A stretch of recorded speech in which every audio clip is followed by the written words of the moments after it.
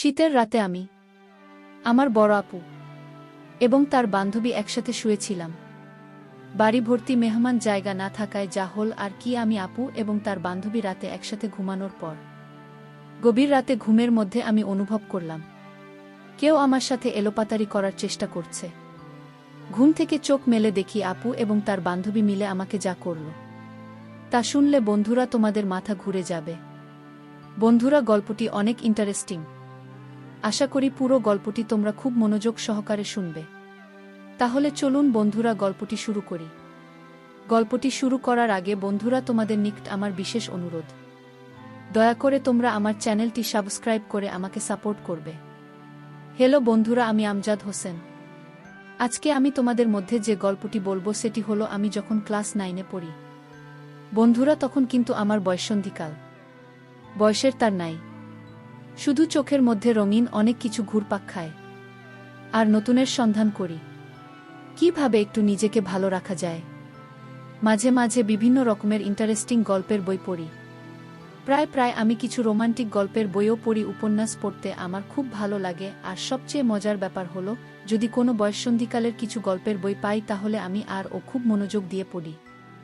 বয়সের তুলনায় আমার মনে শুধু তার পাতাতেও খেলে। আমাদের ক্লাসের সুন্দরী মেয়ে দেখলে শুধু হা করে চেয়ে থাকি, আর কল্পনায় তাদের দেখে দেখে মাঝে মাঝে রাতে গোপন কাজ করতাম। আর মনে মনে ভাবতাম যদি কাউকে পেতাম তাহলে অনেক মজা করে উপভোগ করতে পারতাম।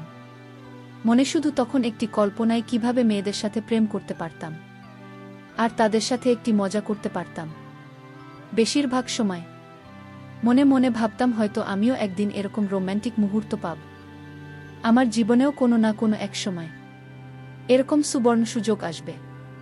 মনের মধ্যে সব সময় উতাল পাতাল ঢেউ উঠত। মাঝে মধ্যে বিভিন্ন ধরনের মজাদার গান শুনতাম। আর যদি কোনো আমার সমস্ত মেয়ে পাইতাম তাহলে তার সাথে বেশি বেশি গল্প করতে মন চায়, ভালোবাসার কথা বলতে মন চায়। মন চায় তো তাদের সাথে অন্য এক দুনিয়ায় হারিয়ে যায়। মোট কথা বন্ধুরা, আমার মধ্যে তখন পুরোপুরি বয়ঃসন্ধিকালের পরিবর্তন। আমার মাঝে তখন প্রায় স্পষ্ট বোঝা যাচ্ছে গলার আওয়াজ, সব কিছুই বড় হয়ে গেছে, এমনকি নিচেও প্রচুর গজিয়েছে। কিন্তু হায়, এসব হলে কি হবে? আমার চেহারার কোনো মায়া গো প্রতিছাড় চিহ্ন পড়ল না আজও। আমি দেখতে ছিলাম অনেকটা সরল শিশুর মতোই। কেউ দেখলে জীবনে কল্পনাই করবেন না যে আমি এত সরল। যাই হোক বন্ধুরা, মাঝে মধ্যে আমি নির্জন জায়গায় একটি গোপন কাজ করতাম, যে কাজটি প্রায় প্রত্যেক পুরুষই বয়ঃসন্ধিকালের সবচেয়ে বেশি করে থাকে। কিন্তু আমাকে দেখলে কেউ ভাবতেও পারত না যে আমি এই গোপন কাজটি করি। মাঝে মধ্যে স্নান করতে গিয়েও ওয়াশরুমে পানিতে ছেড়ে দিয়ে মনের ইচ্ছামতো সুন্দরী মেয়েদের কথা ভাবতাম আর ইচ্ছামতো এই কাজটি করতাম। যাই হোক বন্ধুরা, মূল ঘটনায় আসি। আমার বাবা একজন ব্যবসায়ী, মা গৃহিণী। আমরা এক ভাই এক বোন। বলতে পারেন আমাদের সুখী পরিবার। বোন হল আমার বউ। আমার বোনের নাম উর্বশী। সে আবার ঢাকা বিশ্ববিদ্যালয়ে অর্থনীতি বিভাগে পড়ে। আমার বোনটি অনেক কিউট এবং মিষ্টি। কি দারুণ তার চেহারা! ছোটবেলায় সে আর আমি একসাথে থাকতাম। তাকে নিয়ে কত কানামাছি খেলতাম। যাই হোক, এখন আমিও বড় হয়ে গেছি, সেও বড় হয়ে গেছে। কিন্তু সে আমার থেকে অনেক বড়, প্রায় 6 বছরের বড়। তার দৃষ্টিতে এখনও আমি খোকা। আমার বড় বোন আমাকে অনেক ভালোবাসত। সে ঢাকা ইউনিভার্সিটিতে একটি মেসে থাকে। বছরে 2-4 বার আসে বাড়িতে বেড়ানোর জন্য। কিন্তু ঢাকা ইউনিভার্সিটিতে পড়তে গিয়ে যে আমার বড় বোন এত সুন্দর আর স্মার্ট হয়ে গেছে তা মাঝে মাঝে সে বাড়িতে আসলে বুঝতে পারতাম। মোট কথা, সে এত সুন্দর আর এত লাবণ্যময় এবং আবেদনময় হয়ে গেছে তা আগে আমার চোখে কখনো ধরা পড়ে নাই। তাকে দেখলে মনে হয় যেন সুপার হিরোইন। কি বলব বন্ধুরা, যদিও সে আমার নিজের বোন, তারপরেও তাকে দেখে আমার মাথা ঘুরে যায়। মাঝে মধ্যে মনে হয় আমি তার প্রেমে পড়ে যাই। আবার সেই সাথে প্রচুর মেধাবী বটে। কি যে করি, মাথায় কোনো আইডিয়া আসছে না। তখন মাথায় এক শয়তানি বুদ্ধি কাজ করে। আপু যখন বাড়িতে আসত তখন প্রায় আমি লুকিয়ে লুকিয়ে তার বিভিন্ন দৃষ্টিভঙ্গি দেখতাম। কি সুন্দর দেখতে! তাকে দেখলেই মনে হতো আমি তার প্রেমে পড়ে যাই। দেখার সাথে সাথে আমার হয়ে যেত। তারপরেও মনে মনে ভাবতাম যদি আমার বোনকে আমি ফাঁদে ফেলতে পারতাম তাহলে হয়তো আমার মনের আশা পূর্ণ হতো। এত সুন্দর, এত লাবণ্যময়। হয়তো আমি আর জীবনে কোনোদিন পাব না, এই ভেবে ভেবে আমার দিন কাটতে লাগল। কিন্তু এই দুঃখে আমার বেশি দিন থাকতে হয়নি। আমার জীবনে কিছুদিন পরেই এমন একটি ঘটনা ঘটল, যা চিন্তা করলে এখনও আমার সারা শরীরে এক ধরনের পুলক অনুভব হয়। আমার প্রথম কাজের অভিজ্ঞতা। আমার মনে হয় ঘটনাটি লিখে আপনাদের বোঝাতে পারব না। মনে হচ্ছিল জীবনের চাইতে সুখ আর কিছু হতে পারে না। তারপরও আপনাদের বলছি, ঘটনাটি অনেক আগের। 2022 সালের ডিসেম্বর মাস। বার্ষিক পরীক্ষার সবেমাত্র শেষ হয়েছে, অনেক ফিট আইন। তার উপর আমাদের গ্রামেও প্রচণ্ড শীত পড়েছে। শীতের কারণে ঘর থেকে তেমন বের হতে পারছিলাম না। এমন সময় আমার উর্বশী আপু ফোন করে জানাল, সে নাকি তার এক বান্ধবীকে নিয়ে গ্রামের বাড়িতে আসছে। উর্বশী আমার বড় বোন। ও গত বছর ঢাকা ইউনিভার্সিটিতে অর্থনীতি বিভাগে চান্স পায়, তাই পড়ালেখার সুবিধার্থে ও ঢাকায় থাকে। বছরে 2 থেকে 4 বার গ্রামে আসে। আপু এই প্রথম কোনো বান্ধবীকে নিয়ে গ্রামে আসছে, তাই ঘরের সবাই আনন্দিত। ঘরের সবাই বলতে আমি, মা আর বাবা ছাড়া তো আর আমাদের কেউ নেই। উর্বশী আপু জানাল ওরা ডিসেম্বর মাসের 25 তারিখ গ্রামে আসবে, বলে থাকবে সপ্তাহখানেক। এই কথা শুনে তো আমি আনন্দে আত্মহারা বড় বোন ও তার বান্ধবীর জন্য তখন থেকেই অপেক্ষা করা শুরু করলাম। অপেক্ষা করতে করতে যেন আমার দিন কাটছিল না। দেখতে দেখতে 25 তারিখ চলে এল। আমি যতটা সম্ভব পরিপাটি হয় তাদের অপেক্ষা করতে লাগলাম। সন্ধে 7টার সময় আপু আর তার বান্ধবী আমাদের বাড়িতে পৌঁছলেন। ঘরে ঢুকেই আপু বলতে লাগলেন, গ্রামে এত ঠান্ডা রে বাবা, সারা গা একেবারে কাঠ হয়ে গেল। একটু বিশ্রাম নেওয়ার পর আপ ও তার বান্ধবীকে আমাদের সাথে পরিচয় করিয়ে দিতে লাগলেন। আপুর বান্ধবীর নাম রামেলা।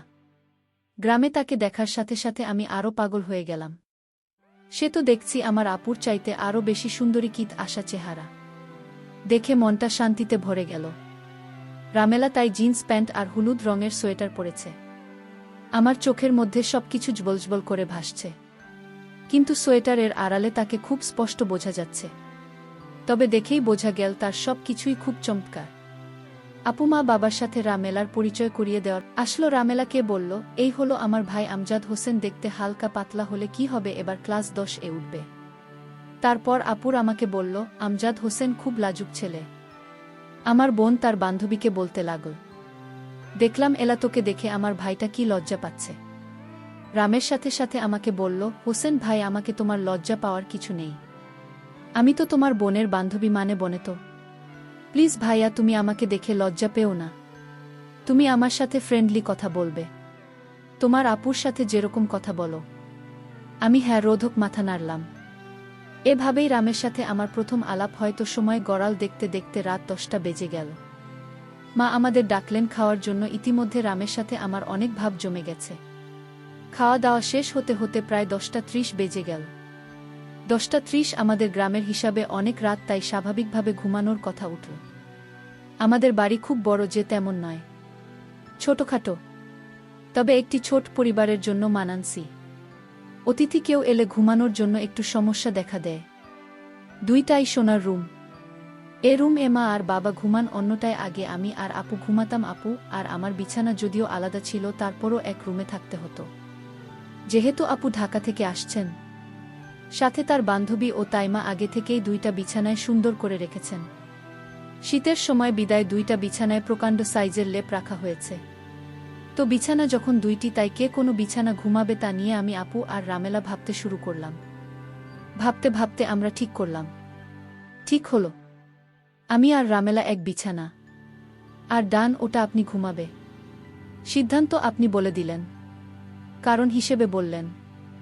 রামের সাথে আমি যেন একটু গল্পসল্প করি তাই। তো শীতের রাত, আমাদের সবার শরীর ঠান্ডা, একেবারে নাজেহাল। আপুরা মেলা আমি রাত 1-2টা পর্যন্ত জমিয়ে আড্ডা দিলাম। আড্ডা শেষ হবার পর এখন ঘুমানোর পালা। আপু আরামে ঘুমানোর কাপড় পরে নিলেন। আমি আরামে শুয়ে পড়লাম। আপু অন্যটায়, রামেলা আর আমি এক লেপে ঘুমাতে হবে, কারণ বিছানায় একটিমাত্র ছিলেন। লাইট নেভানোর পর ঘর অন্ধকার হয়ে গেল। রুমের ডিম লাইট নষ্ট, যার কারণে রুমটি প্রায় ঘুটঘুটে অন্ধকার। এই অন্ধকারে আমি আর কি করব, রামের সাথে একটু আধটু গল্প করতে শুরু করলাম। আমরা গল্প করতে করতে হঠাৎ দেখলাম আপনি ঘুমিয়ে গেছে। আপুর এমন ঘুম যে তার চোখে জল ঢেলে দিলেও সহজে ঘুম ভাঙে না। আমি হলাম আপুর উল্টো প্রকৃতির। আমার ঘুম সহজে লাগতে চায় না। ঘুমোতে অনেক রাত হয়ে যায়। মিতার সাথে শুয়ে কথা বলে জানলাম আমার মতো ঘুম অনেক চেষ্টার পর আসে। তো কি করা, রামেলা আর আমি কনকনে শীতের রাতে এক লেপে শুয়ে গল্প করতে লাগলাম। রামেলা আমাকে বলল, তোমাদের এখানে তো অনেক ঠান্ডা লেগেও ঠান্ডা হয়ে আছে। আমি বললাম, হ্যাঁ আপনি ঠিক বলেছেন, রাত যত বাড়ছে ঠান্ডাও তত বাড়তে থাকে। রামেলা শুনে ভয় পেয়ে গেল। বল, হায় ভগবান, আজ না জানি কি ঠান্ডা লাগবে। আমি অভয় দিয়ে বললাম, ভয় পাওয়ার কিছু নেই, আমি আছি তোমার সাথে, তুমি কোনো চিন্তা করো না। তারপর গল্প করতে করতে হঠাৎ আমি ঘুমিয়ে পড়লাম। রাত যখন গভীর হল তখন আমি অনুভব করলাম কেউ আমার সাথে মজা করার চেষ্টা করছে। তখন আমি আধো ঘুমে। ওমা, আমি ঘুম থেকে একটু উঠে দেখি আপুর বান্ধবী আমাকে বাচ্চা মনে করে আমার সাথে কেমন জানি অদ্ভুত আচরণ করছে। গভীর রাতে হঠাৎ কেউ আমাকে নিয়ে এলোপাতারি করার কারণে আমার ঘুম ভেঙে গেল। ঘুম ভাঙার ফলে আমি চোখ মেলে দেখি আমার দিদি আর তার বান্ধবী মিলে আমার সাথে এক অন্যরকম আচরণ করার চেষ্টা করছে। আমি তাদের আচরণ দেখে প্রথমে ভয় পেয়ে যাই। তারপর তারা আমায় বলে, তুমি যদি আমাদের কথা শোনো তাহলে আমরা তোমাকে কিছু করব না, আর যদি না শোন তাহলে মেরে ফেলব। আমি বললাম, না আপু, আমি তোমাদের সব কথা শুনব। আর আমিও তখন মনে মনে ভাবলাম, এত মেঘ না চাইতেই জল। এতদিন আমি মনে মনে যা পোষণ করতাম তা তো দেখি আজ আমার হাতের মুঠোয় ধরা দিয়েছে। তারপর আমি তাদের প্রস্তাবে রাজি হয়ে গেলাম। বন্ধুরা তারা দুইজন আর আমি একা। কি করে তাদের সাথে পারি, তারপরেও আমি অনেক চেষ্টা করলাম তাদের খুশি করতে। সবচেয়ে মজার ব্যাপার হলো, আমাদের সকলেরই সেদিন ছিল জীবনের প্রথম এমন অভিজ্ঞতা, যার কারণে প্রথমবার একটু সমস্যা হলেও যখন প্রথম আমি তাদের সাথে কাজ করতে চাই, আমি কিভাবে কাজ শুরু করব কিছুই বুঝে উঠতে পারলাম না। তার আপু তার বান্ধবী মিলে আমাকে শিখিয়ে দিল আমি কিভাবে কাজ করতে হবে। তারপর বন্ধুরা আমি একাই আপু এবং তার বান্ধবীর সাথে সারারাত ইচ্ছামতো কাজ করে আমার মনের আশা পূরণ করলাম। তবে প্রথম প্রথম আমার একটু অসুবিধা হয়েছিল, তারপর আমার কাছে অনেক মজা লেগেছিল। তাদের প্রথম প্রথম অনেক কষ্ট হয়েছিল, একটু পর তারা স্বাভাবিক হয়ে গেল। বন্ধুরা, প্রকৃতপক্ষে সেদিনের রাতটা আমার জীবনের স্মরণীয় রাত। সেদিন এত আনন্দ পেয়েছিলাম যা তোমাদের ভাষায় বোঝাতে পারবো না। তারপর বন্ধুরা প্রায় এইভাবে এক সপ্তাহ পর্যন্ত আমাদের হয়েছিল। এক সপ্তাহ পর আমার আপু এবং তার বান্ধবী ঢাকায় চলে গেলে। তবে তারা ঢাকা চলে যাওয়ার কারণে কিছুদিন আমার মনটা খারাপ ছিল। এতদিন তাদের কাছ থেকে আমি যা পেয়েছি হয়তো তা আমি আর কোনোদিন পাব না, এই ভেবে আমার চোখে জল চলে আসলো। তারপরেও নিজেকে সান্ত্বনা দিলাম, যাই হোক, অবশেষে অনেক দিনের ক্ষুধার্তের মধ্যে একটু খেতে পারলাম। যা খেলেছি তাতে 6 মাস চলবে। বন্ধুরা, এর পরেও আমার আপু যদি ঢাকা থেকে আসত তার সাথে আমার এরকম হতো। আস্তে আস্তে আমিও তার সাথে একদম ফ্রি হয়ে গেছিলাম। বন্ধুরা, এর পর থেকে আপনি যখনই ঢাকা থেকে আমাদের বাড়িতে আসত তখনই সে আর আমি এরকম ইন্টারেস্টিং কাজ করতাম। এভাবেই কেটেছিল আমার বয়ঃসন্ধিকাল। সত্যি আজকে সেই বয়ঃসন্ধিকাল, তাকে আমি খুব স্মরণ করি এবং সারা জীবন স্মরণ করব। বন্ধুরা, আজকে এই পর্যন্তই। আবারও আসব তোমাদের মধ্যে নতুন কোনো ভিডিও নিয়ে। ভিডিওটি যদি তোমাদের ভালো লাগে তাহলে একটি লাইক দাও। প্রতিদিন আমি তোমাদেরকে একটা করে নতুন গল্প উপহার দিব, তাই তোমাদেরকে অনুরোধ করে বলছি, তোমরা যদি এরকম ধরনের ইন্টারেস্টিং গল্প পেতে চাও তাহলে দয়া করে আমার চ্যানেলটি সাবস্ক্রাইব করো। পরিশেষে তোমাদের সকলের সুস্বাস্থ্য কামনা করি। ভিডিওটি দেখার জন্য তোমাদের সকলকে অসংখ্য